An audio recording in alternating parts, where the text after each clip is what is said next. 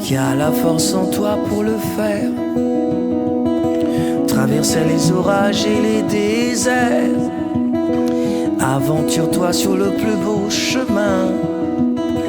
Le monde est immense, il t'appartient.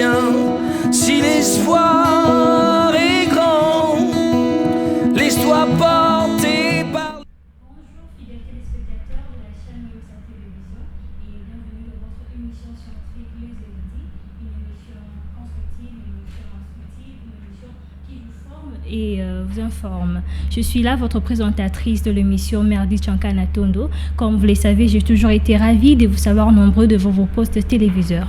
Je ne suis pas seule, je suis accompagnée de mon invité. C'est un écrivain et une personne vraiment très éloquente. Et j'espère que vous allez le découvrir. Il est juste à côté de moi. Monsieur Rufus, bonjour. Bonjour Madame Merdi. Comment vous allez? Oui, par la grâce de Dieu, ça va. Et vous quand même, ça va? Oui, je vais très bien, merci. Et faites plaisir aux téléspectateurs qui nous suivent en ce net moment en vous présentant. Ok, je me présente, je me nomme Rufus Matabalouidi, je suis un auteur, écrivain, auteur de plusieurs ouvrages. Je suis le responsable des éditions Livres Inspirés, la maison d'édition, et puis le coordonnateur national de la LCM OSP RDC, la lutte contre la mauvaise orientation scolaire et professionnelle. Très bien, merci. J'espère que les téléspectateurs sont vraiment contents de vous voir en ce moment. Et nous allons parler d'un enfant qui lit sera un adulte qui pense. C'est notre thème d'aujourd'hui, notre grand thème des séjours, de ces nouveaux numéros en fait. Pour commencer, Monsieur Rufus, alors quelle est votre opinion sur le dicton « Un enfant qui lit sera un adulte qui pense » ? Un enfant qui lit sera un adulte qui pense. Déjà, c'est un thème magnifique que j'apprécie. Oui. Mais c'est pas ma pensée. Okay. C'est une pensée d'une célèbre journaliste et puis écrivaine française, Flore Vasseur. Okay. Alors j'ai été captivé quand j'ai lu cette pensée pour la première fois. Et c'est captivant. Et j'ai commencé à l'utiliser comme la mienne, mais c'est pas la mienne. Voilà. Alors un enfant qui lit sera un adulte qui pense. Déjà, on part du livre. Ce qu'il faut savoir du livre, c'est que le livre ne propose pas seulement la lecture.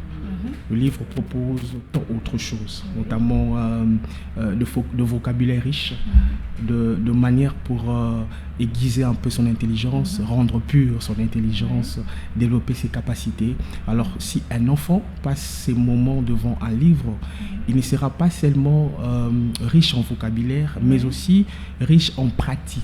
C'est-à-dire devant le problème, il peut savoir quoi faire, quelles solutions il faut amener pour pallier au problème. Voilà un peu ce qui explique en fait un enfant qui lit sera un adulte qui pense. Okay. Parce que je me un peu rapidement ajouter qu'un enfant c'est quelqu'un qui est en train d'emmagasiner, de faire entrer de choses. Et à un certain âge donné, il doit vomir ce qu'il a mangé. Donc quand il deviendra adulte, c'est là qu'il doit appliquer ce qu'il a appris quand il était enfant.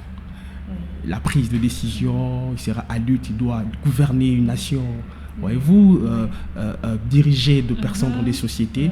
Alors ce qu'il a appris, tout en étant enfant, il doit le vomir, il doit maintenant le pratiquer. Donc un enfant qui lit sera un adulte qui pense. Ce qu'il a lu tout en étant enfant, il va le faire sortir quand il sera adulte. Voilà. Il sera adulte. Donc c'est un dicton là qui booste les enfants, qui encourage les enfants à la lecture. Très bien. C'est très important en tout cas. Et où vous est venue l'inspiration d'écrire le livre J'ai échoué, votre tout premier livre, je crois. Oui.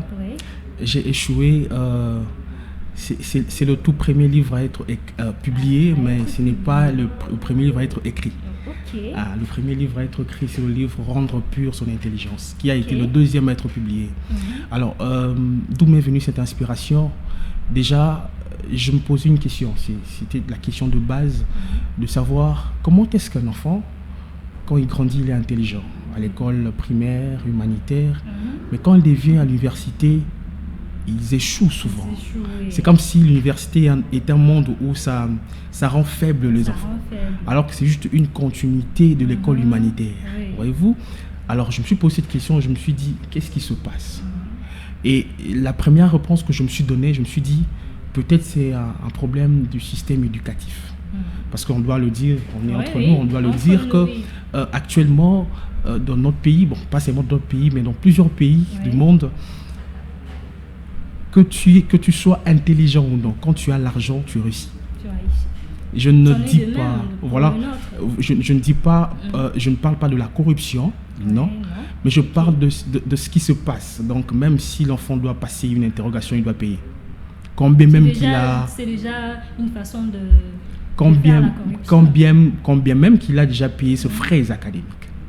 Voyez-vous, il a payé pour passer une interrogation, mais suivi, il faut soit ça sous mon. Et maintenant, même si cet enfant est intelligent, quand il manque de l'argent, il échoue. Il y a beaucoup des étudiants qui ont échoué, tout simplement parce que à Futara mon ATP mon boité. Voyez-vous, c'était la première réponse qui m'est venue. Alors, j'ai continué à faire de recherches parce que j'ai eu vraiment à faire de recherches et des enquêtes pour écrire ce livre. Et je me suis posé la question, je me suis dit, il y a quand même des enfants qui ont l'argent. Ou les parents qui ont l'argent. C'est-à-dire, ils payent et le frais la suivi de TP. Parce que quand tu envoies déjà l'enfant à l'université, on sous-attend que tu as l'argent. Voilà. Oui, la connaissance, ça se paye aussi. Voilà. Alors, il y a des enfants qui ont, quand même qu'ils ont l'argent, ils font tout ce que le professeur leur demande de faire, ils payent tout ce qui doit être payé, mais ils échouent quand même. Comment ça se fait? Et alors, je me suis posé la même question, comment ça se fait? Alors, il m'a fallu encore rentrer dans une boîte pour faire encore de recherches, pour savoir qu'est-ce qui se passe quand même. Si ils ont l'argent, mais ils échouent quand même, qu'est-ce qui se passe? C'est alors que j'ai obtenu une réponse claire qui est que beaucoup des étudiants ne se retrouvent pas dans leur domaine de prédilection. Donc, il est intelligent, l'argent y est, mais malheureusement, le domaine où il est envoyé ou le domaine où il se trouve, ce n'est pas son domaine de prédilection. Il n'a pas les capacités adéquates, les capacités requises pour s'assortir dans ce domaine. C'est là que j'ai eu l'idée, pas d'abord d'écrire ce livre, mais d'écrire peut-être un article pour contredire, en fait, parler de l'orientation scolaire et professionnelle. C'est d'ailleurs ça le thème du livre, j'ai échoué, l'orientation scolaire et professionnelle. Et c'est après de temps que j'ai commencé encore à enrichir mes connaissances. Ça a pris combien de temps? J'ai commencé à écrire ce livre en 2016. En 2016, juillet 2016.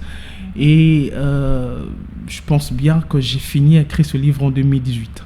Ça ferait à peu près 2 ans d'écrire. Et c'est en 2022 que ça a été publié. Parce que le temps de chercher une maison d'édition, et voilà.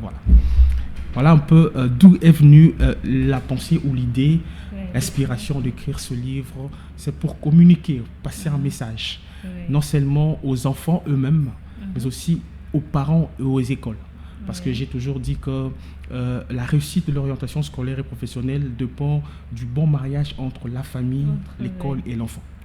Chacun a un rôle à jouer. La famille a un rôle à jouer, l'école a un rôle à jouer, l'enfant également a un rôle à jouer.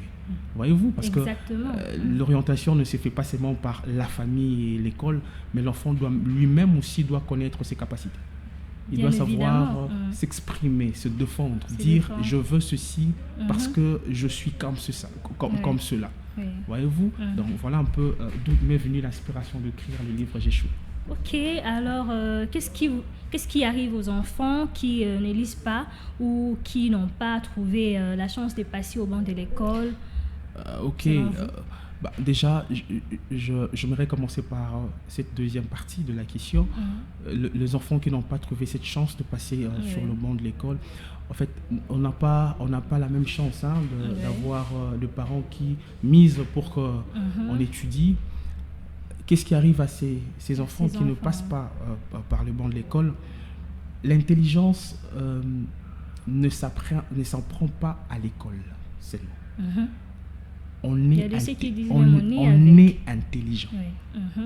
Voyez-vous, on est intelligent. D'ailleurs, l'intelligence, par définition, c'est la capacité d'innover, de créer, de comprendre, de s'adapter.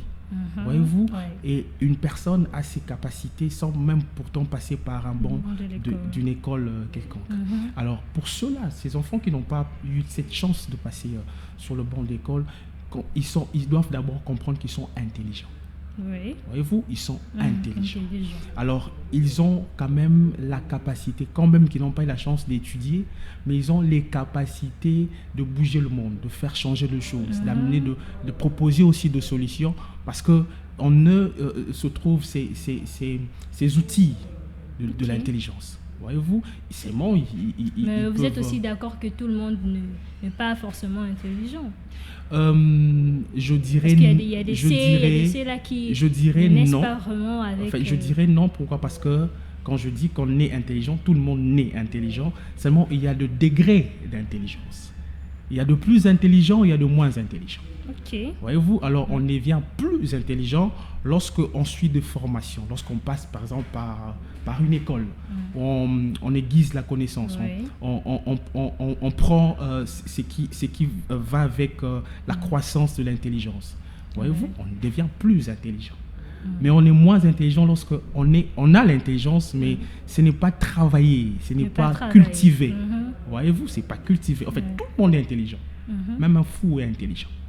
Un fou? Oui, même un fou est intelligent. Il sait s'adapter à un nouveau monde. Ok.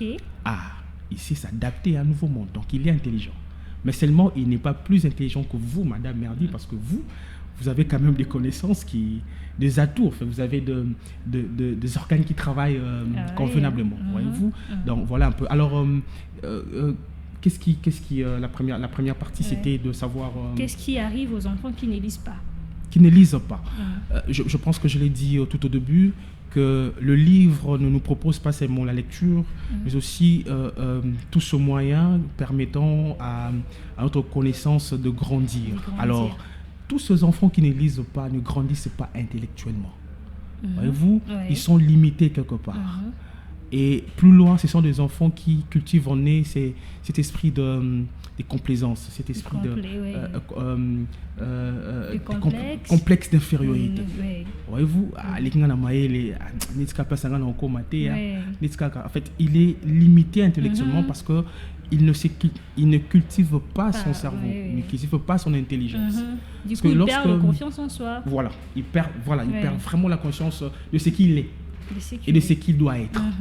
Parce que dans le livre, quand bien même que tout le livre ne parle pas du même thème, mais dans le livre, vous avez de connaissances sur tout le domaine de la vie.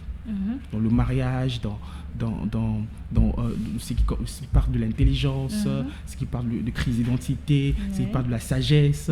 Voyez-vous, alors en lisant, vous avez quand même des atouts, vous avez quand même des objets, vous avez quand même des outils qui vont quand même permettre à ce que votre connaissance grandisse. Okay? C'est très important. Les enfants qui ne lisent pas sont limités quelque part. Même devant des problèmes simples à résoudre, ils n'arriveront pas à résoudre ce problème. Et voilà pourquoi on est même devant des problèmes où quand on est faible, on est faible, on ne lit pas, on ne veut pas croître, on ne veut pas cultiver notre connaissance, tout comme à un niveau corruption. Oui, et on corrompt même dans des choses qu'on ne devait pas corrompre. Seulement les enfants, les adultes aussi n'aiment pas lire. Il y a des gens qui les trouvent vraiment ennuyants. Voilà, cette question, j'aimerais la rendre un peu complexe, j'aimerais un peu la rendre un peu vaste pour englober toutes ces personnes qui ne lisent pas seulement les enfants. Parce que cela n'arrive pas seulement aux enfants. Oui, la lecture engage tout le monde. Tout le monde. Et le vieux, et le parent, et les enfants. Voyez-vous, alors on corrompt même dans des choses qu'on ne pouvait pas corrompre. Un jour, j'étais en train de faire rire mes petits frères à la maison. Je leur ai dit, à force de toujours corrompre, de ceci, ma classe, la corruption, mais comme devant situation, même il y a 1+1, au corrompre, pour appeler ça parce que c'est une habitude déjà. Voyez-vous, c'est-à-dire que votre connaissance est faible, limitée. Tout ça parce que vous ne voulez pas la faire travailler. Voilà un peu. Donc c'est ce qui arrive aux enfants qui ne lisent pas. Donc d'ailleurs je profite de l'occasion pour passer vraiment ce message et conseiller aux enfants. Vous savez, il y a Aujourd'hui, on peut le voir sur Internet, sur les réseaux sociaux, de petits-enfants chinois, de petits-enfants indiens qui inventent des objets. Oui. C'est pas qu'ils sont génies seulement, Non, c'est non. pas parce qu'ils sont... Voilà, non, c'est juste parce qu'ils cultivent leur intelligence. Ils lisent. En lisant, il a vu... Parce qu'il a vu ça dans un livre. Dans un ouvrage, voyez-vous. Alors, aux enfants qui me suivent... de mettre aussi un peu de lui. Mais voilà. Contrairement chez nous, ici, on veut seulement du copier-coller. Voilà. D'ailleurs, on veut seulement faire ce que les autres font. C'est ça. Même pour mon émission, les gens disaient, avec ton émission, c'est trop scientifique, les gens n'aiment pas. Donc, ils voulaient en fait me retrouver dans ce que les gens font déjà. Alors que moi, ma vision, c'était autre chose. D'ailleurs, c'est une erreur. C'est une erreur que beaucoup commettent. C'est vraiment une erreur que beaucoup commettent. Donc, aux enfants qui me suivent en ce moment, la lecture vous aide à grandir. La lecture enveloppe les conseils de vos parents. Parce que les parents vous conseillent, mais ces conseils doivent vraiment être encore cultivés par vous-même. Voyez-vous, par vous-même. Alors, la lecture va vraiment vous aider à devenir ce que vous voulez être. Parce qu'on s'inspire toujours d'eux autres. En lisant, vous vous inspirez. En lisant, vous allez même créer et innover. Inventer même. Ce n'est pas sorcier de voir un enfant congolais de 5 ans inventer une machine qui bouleverse le monde. Mais nous, en fait, notre façon de voir les choses, si ça se faisait, on dira que c'est sorcier parce qu'on limite. Moi, non, c'est que on voit que tout, c'est toujours la magie.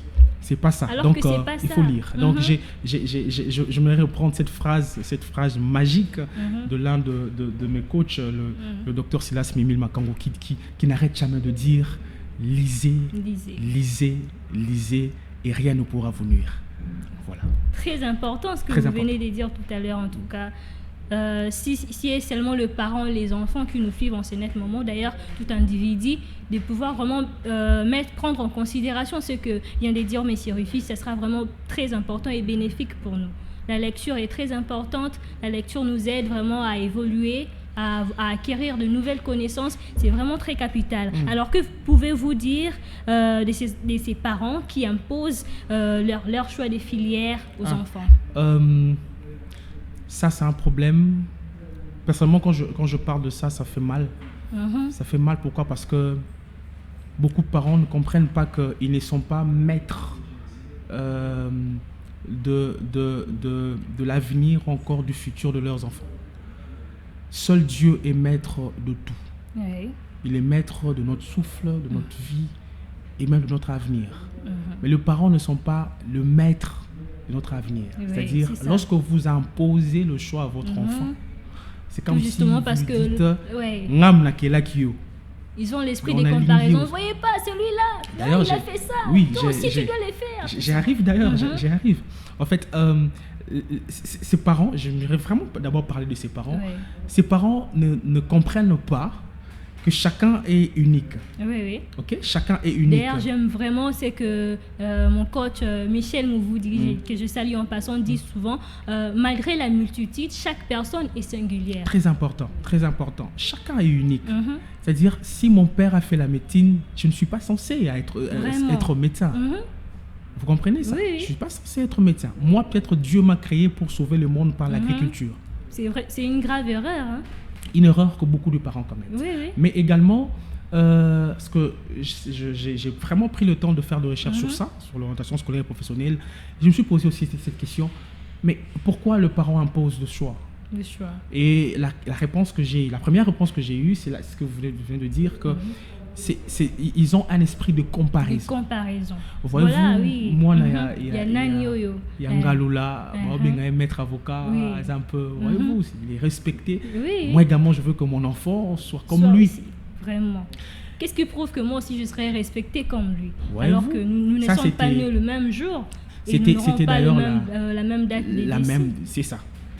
Voilà, tout le monde est unique, chacun est unique à son genre. Alors, la deuxième réponse était, là j'ai vraiment pointé du doigt au pays. à mon pays, la République démocratique du Congo. Souvent, je le dis que on n'est pas seulement une nation développée parce qu'on construit ou parce que les gens gagnent de l'argent en travaillant. Non. On est aussi pays développé lorsqu'on sait mettre à même pied d'égalité toutes les filières de notre système éducatif. Voyez-vous, aujourd'hui, si le parent X veut que son enfant fasse la médecine, c'est parce qu'il sait que le médecin se retrouve que par rapport au mécanicien. C'est la politique qui est au top. On sait que quand on est dans la politique directement, la famille, les conditions changent. On a cultivé cette mauvaise manière de faire les choses, de faire monter certaines filières et de rabaisser d'autres filières. Et là, on a la mécanique. Couper couture. Et il y a d'ailleurs des enseignants qui disent il faut couper couture. Mais qu'est-ce qui prouve? Qui a dit que ceux qui font la coupe-couture ne sont pas intelligents? Franchement. Aujourd'hui, oui, vraiment. Si on doit minimiser la coupe-couture jusqu'à ce niveau, c'est que toi, tu as su blambater. Et si on ne doit pas se vêtir, c'est le scandale. Voyez-vous, c'est le scandale. C'est le scandale. C'est-à-dire que notre pays, vraiment, on n'arrive pas à valoriser certaines filières. Et mes parents ont peut-être la chance de l'école, de connaissance, de l'orientation scolaire.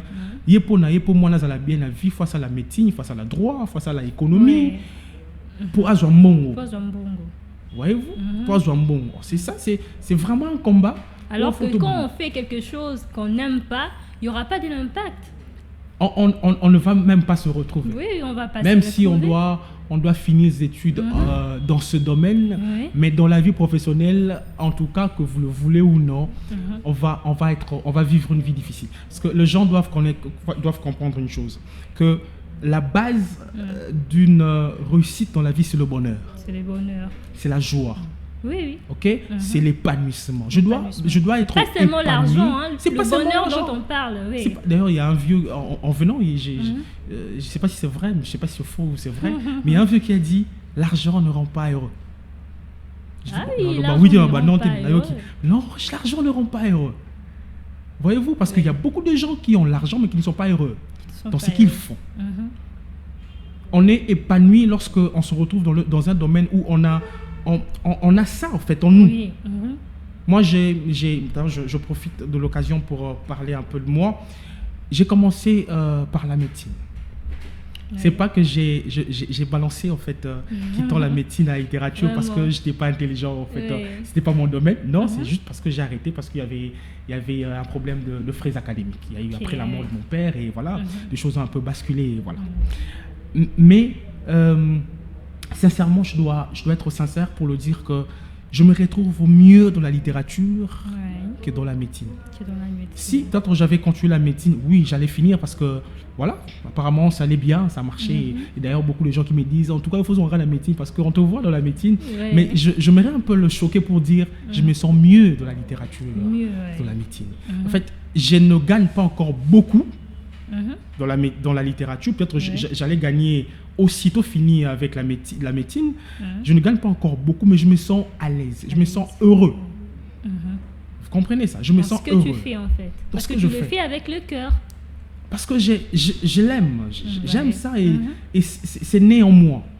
Et c'est ce que beaucoup de parents ne comprennent pas. Il faut détecter d'abord qu'est-ce que votre enfant aime, qu'est-ce que votre enfant peut faire facilement. Déjà en grandissant, on peut rapidement détecter que cet enfant, c'est que cet enfant a souvent l'habitude de faire. C'est qu'il aime vraiment. Voilà. Et je crois que le parent, s'il faudrait orienter les enfants sur base de ça, parce que vous observez mieux votre enfant à la maison. Très bien, très bien. C'est vraiment des choses qui manquent à beaucoup de parents. Voyez-vous. Donc ces deux questions m'ont un peu tiqué. Donc surtout la question, la réponse où les parents donnent plus de valeur à certaines filières et rabaissent d'autres. C'est aussi la cause d'une mauvaise orientation scolaire. L'envie, donc je veux que mon enfant devienne comme X, voyez-vous, et également parce que cette filière donne plus de l'argent que l'autre. Donc ça, en tout cas, chers parents, il faut vraiment lutter contre ça. C'est très dangereux. Vous n'êtes pas maître de la vie de votre enfant. Vous n'êtes pas maître de l'avenir de votre enfant. Vous ne pouvez pas l'imposer en choix parce que seul le Créateur l'a imposé déjà un choix. Moi, j'ai un petit frère là, si peut-être la torche s'est abîmée, il arrange tout ça. Mais moi, quand je regarde, je vois, j'ai dit que celui-ci, en tout cas, il doit faire en fait l'électricité. La technique, très bien. Très bien. Ça va vraiment. Donc le maître, le créateur, nous a déjà imposé deux choix. Donc il a placé dans chacun de nous des talents précis. En dehors des talents divins, il y a aussi des talents où on est avec. Voyez-vous, donc en nous. Voilà. On doit justement l'exploiter, les cultiver encore. Et voilà. Très bien, en tout cas j'espère que les téléspectateurs sont vraiment ravis de vous entendre répondre vraiment avec précision à des questions très je peux dire comment c'est vraiment très pertinente. Et y a-t-il des recommandations que vous pourriez donner aux parents pour encourager leurs enfants à lire et à développer une pensée critique? Ça peut pas manquer, je pense que j'ai déjà commencé à le faire. D'abord, je reprends en fait ce que je dis, que les parents doivent quitter cette étape de minimiser certaines filières, certaines filières, et de faire monter les autres. Et donc, puis arrêter d'envier les enfants d'autrui. Essayer un peu de comparer leurs enfants à ceux des autres. Il faut vraiment arrêter ça. Et également, pour qu'un parent arrive à mieux orienter son enfant, il doit d'abord maîtriser ce cycle d'orientation. Il doit d'abord maîtriser ce cercle d'orientation. C'est d'abord quoi l'orientation? Comment ça se passe? Comment je dois orienter mon enfant? Qu'est-ce que je dois mettre en marche pour que je réussisse à orienter mon enfant? Vous comprenez ça? Et aussi, pour de parents qui ont eu quand même la chance de passer par les bancs des écoles, il faut également mettre aussi de manière ou de moyens, pour permettre à vos enfants d'aimer ce qu'ils font. Vous venez de dire que votre petit frère peut faire des choses un peu trop techniques. Je pense que vos parents ou encore vos tuteurs doivent comprendre ça et le mettre dans ce domaine, c'est-à-dire lui disposer de choses qui vont avec ce qu'il aime faire. Ce qu'il aime faire. Exemple, si votre enfant ça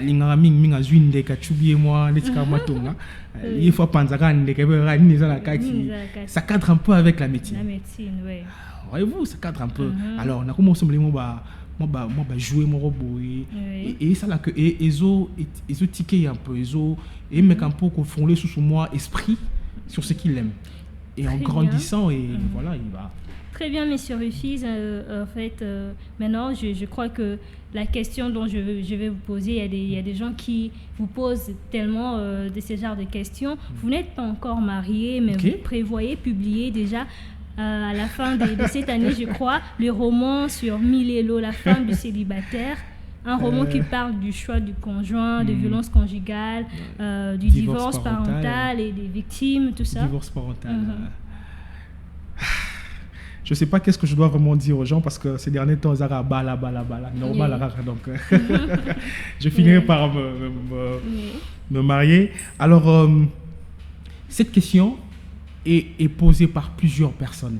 D'ailleurs, je n'arrive pas à répondre à tout le monde parce que, vous savez, tout le monde n'a pas cet esprit critique pour comprendre au moins ce que vous allez leur dire. Il y a des gens qui ont expriment fermé. Réponse au Azana Posa Yoka,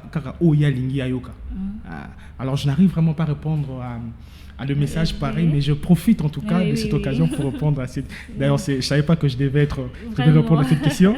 Alors, écoutez, il n'est pas interdit à un célibataire, entre parenthèses, écrivain, de parler du mariage, autant plus que cela peut être inspiré, révélé ou soit demandé. Ce n'est pas parce qu'on n'est pas dans ça que nous n'avons pas la maîtrise. Donc, je répète cette phrase. Genre, je regarde la caméra en face de moi, je répète cette phrase. Il n'est pas interdit à un célibataire, entre parenthèses, écrivain comme moi, de pouvoir parler du mariage, autant plus que ça, cela peut être révélé par le Créateur, inspiré par la société, ou soit demandé par le marié. Je suis écrivain qui est différent d'un auteur. Ok? Oui. Un auteur, c'est celui-là qui produit son œuvre. Oui. Mais un écrivain, c'est celui-là qui rédige. Vous êtes auteur, vous avez votre histoire, vous ne savez pas écrire, vous venez chez moi, j'écris pour vous. Vous êtes auteur du livre, moi je suis écrivain, je suis rédacteur de votre livre. Ok? Alors cela peut être demandé par le marié. Donc voilà, monsieur Rufus, je vis ça. Est-ce que vous ne pouvez pas écrire sur ça pour essayer un peu d'interpeller le futur mari? Je me mets dans ma peau d'écrivain, je produis l'ouvrage. Voyez-vous? Je suis inspiré même par eux-mêmes le mari. Ils se marient, mais voyez-vous, ils sont un peu bousculés par la vie parce qu'ils n'étaient pas prêts avant. Je m'inspire de ce qu'ils vivent, je produis l'ouvrage. Ou encore, Dieu me parle et me dit, mais Rufus, j'ai mis le talent d'écriture en toi. Passe ce message par ce livre. Je l'écris. Donc voilà, c'est pas interdit. Pas interdit. D'ailleurs, c'est un livre, c'est un roman de plus de 450 pages qui sera publié par la grâce de Dieu au mois d'octobre. Je crois que ce sera au 4e déjà. Oui, ça sera. En fait, ça sera. Moussenga. C'est le 3e ouvrage. Il y a Jéchoué, le premier, il y a Rendre pur son intelligence. Aussi là. Le 2e, il y a Moussenga, le 3e. Un très bon livre. Vraiment, ce sont des magnifiques livres. Je vous recommande en tout cas. J'ai échoué qui parle de l'orientation scolaire et professionnelle. Moussenga, la crise d'identité. Il y a Rendre plus intelligence, le développement personnel. Il y a Giza, l'amour dans le noir. C'est une nouvelle qui est tirée du roman Moussenga.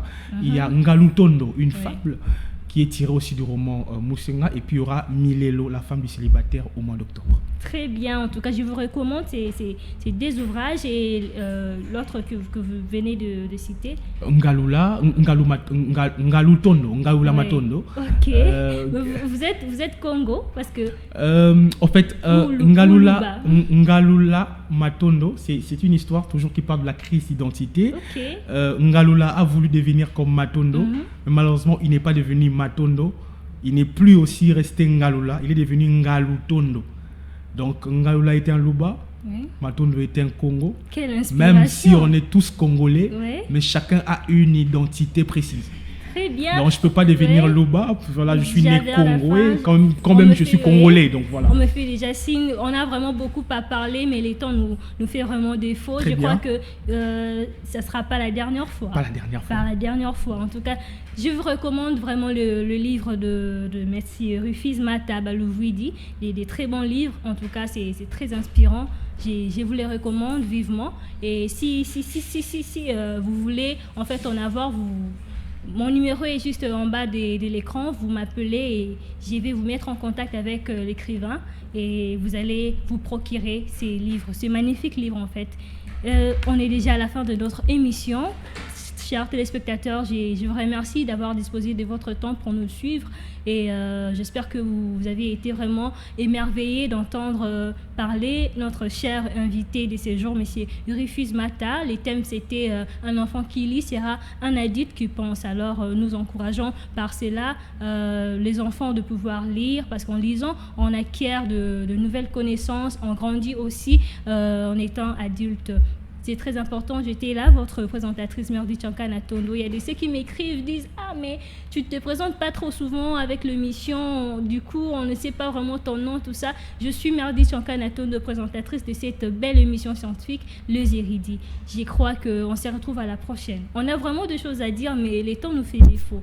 Alors, un mot de la fin, si vous pouvez saluer quelques personnes. Un petit mot de la fin. Déjà, je rends grâce à Dieu pour ce moment qu'il a rendu possible. Je dis merci aux éditions Livres Inspirés. La maison d'édition qui a permis à ce que je vienne quand même parce qu'il a fallu qu'ils permettent pour que je me présente chez vous. Et je dis merci à tous qui me lisent et à tous qui nous soutiennent d'une manière ou d'une autre.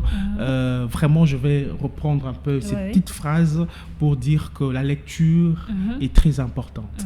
La lecture, en tout cas, aiguise notre connaissance. Alors, cher monsieur, chère dame, cher enfant, lisez et rien ne pourra vous nuire. Merci beaucoup. Par ce mot, nous vous disons au revoir. On se retrouve à la prochaine pour un nouveau numéro. Merci. Désert, aventure-toi sur le plus beau chemin. Le monde est immense, il t'appartient. Si l'espoir